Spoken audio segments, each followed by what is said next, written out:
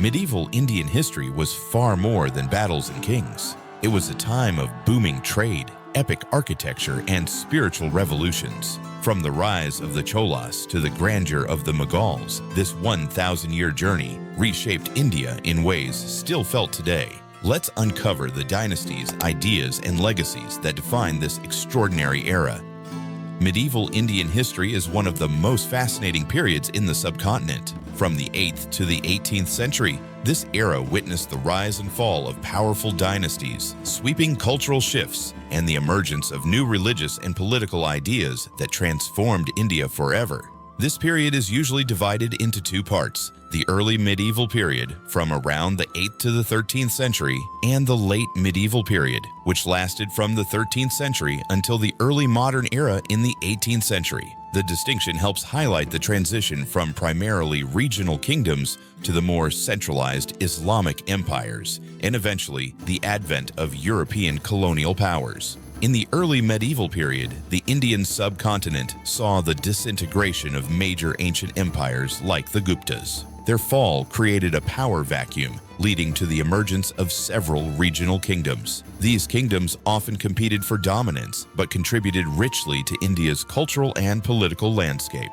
In northern India, the dominant players were the Gurjara-Pratiharas, the Cholas of Bengal, and the Rashtrakutas of the Deccan.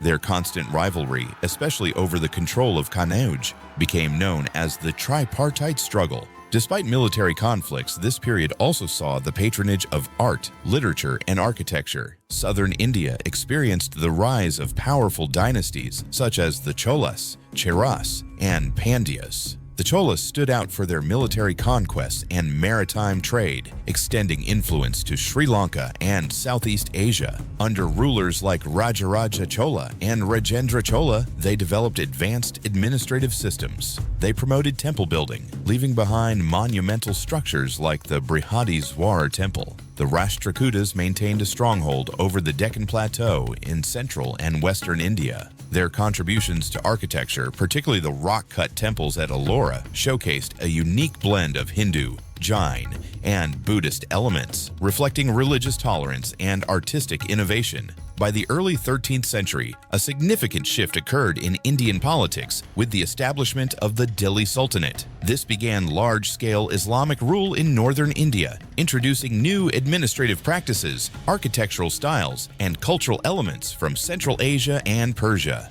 The Delhi Sultanate was ruled by a succession of 5 dynasties: the Mamluks, Khiljis, Tughlaqs, Sayyids, and Lodis. Each brought its own flavor of governance, expansionism, and challenges. Qutb-ud-Din Aibak, a former slave of Muhammad Ghori, founded the Mamluk dynasty and began the tradition of Turkish rule in Delhi. The Khilji dynasty, under rulers like Alauddin Khilji, extended the Sultanate's reach deep into the south and implemented strong market reforms and revenue systems. The Tughlaqs attempted ambitious reforms and territorial expansions, but often faced rebellions and instability. One of the most notable Tughlaq rulers, Muhammad bin Tughlaq, is remembered for his failed experiments, including shifting the capital from Delhi to Daulatabad. The Sayyid and Lodi dynasties struggled to maintain power amid internal strife and growing discontent. Eventually, the last Lodi ruler, Ibrahim Lodi, was defeated in 1526 by Babur, marking the end of the Delhi Sultanate and the beginning of the Mughal Empire. The Mughals brought a new era of centralized rule and cultural brilliance. Founded by Babur, the empire rose rapidly under his successors, especially Akbar, Jahangir, Shah Jahan, and Aurangzeb. Akbar, one of the greatest rulers in Indian history, expanded the empire through diplomacy and military conquests. He is remembered for his religious tolerance, abolition of the jizya tax, and the introduction of a new syncretic faith, Din-e-Ilahi. His administrative reforms and the Mansabdari system created a robust bureaucratic framework.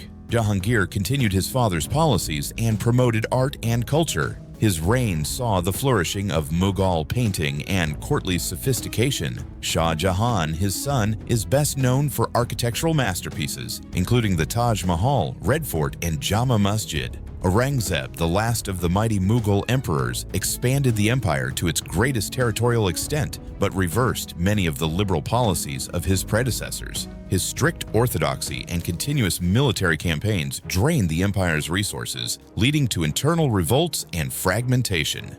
While the Mughals dominated northern India, the southern regions experienced their own golden age under the Vijayanagara Empire. Founded in 1336, this Hindu kingdom was created in response to the threat of Islamic invasions. Its rulers supported temple building, Sanskrit and Telugu literature, and classical dance and music. The capital city, Hampi, became a thriving urban center filled with temples, markets, and palaces. The empire remained a significant power until the mid-17th century, when it fell to a coalition of Deccan sultanates at the Battle of Talikota. The Deccan region also saw the rise of independent Muslim states, like the Bahmani Sultanate, which later split into the 5 Deccan sultanates: Bijapur, Golconda, Ahmadnagar, Berar, and Bidar. These states competed with one another and with Vijayanagara, but also contributed to a unique Deccan cultural style, blending Persian, Turkish, and South Indian elements. Monuments like Gol Gumbaz and the Charminar are legacies of this era.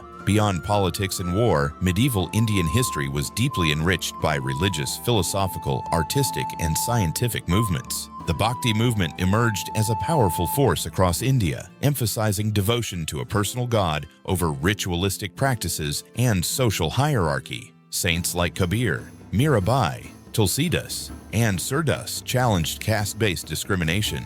They preached love and equality through poetry and song. Simultaneously, Sufism spread through the efforts of Islamic mystics who focused on spiritual connection and compassion. Sufi saints like Nizamuddin Auliya and Khwaja Moinuddin Chishti attracted large followings and helped bridge religious divides. In terms of scientific and intellectual achievements, the period saw notable advancements in astronomy, medicine, mathematics, and linguistics. Texts like the Ain-e-Akbari provide detailed insights into Mughal administration, economy, agriculture, and society. Medieval Indian architecture evolved dramatically during this period, from the grand temples of the Cholas to the intricate carvings of Khajuraho, and from the domes and arches of Delhi Sultanate mosques to the majestic Mughal structures. The fusion of architectural styles defined the subcontinent's visual identity. Art also flourished. The Mughal school of miniature painting blended Persian techniques with Indian themes. Regional art traditions like Rajput and Deccan paintings developed their own distinct aesthetics, often rooted in local myths and rituals. The economy of medieval India was largely agrarian, but supported by a vibrant trade network.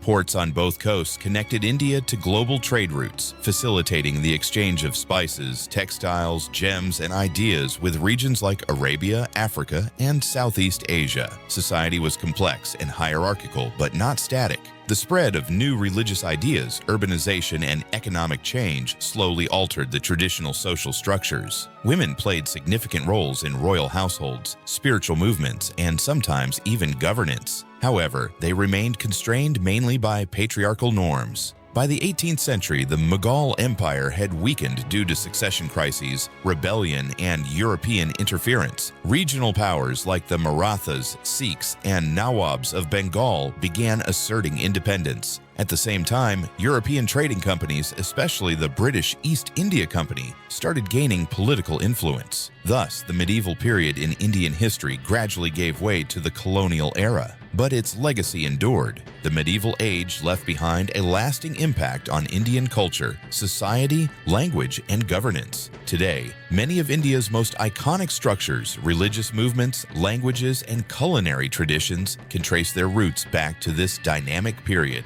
It was a time of conflict and collaboration, marked by towering art, architecture, administration, and philosophy achievements. Medieval Indian history is not just a tale of empires and invasions, but a vibrant mosaic of ideas, innovations, and enduring heritage. If you enjoyed this journey through the past, make sure to like, subscribe, and hit the bell icon so you never miss future videos on India's rich and complex history.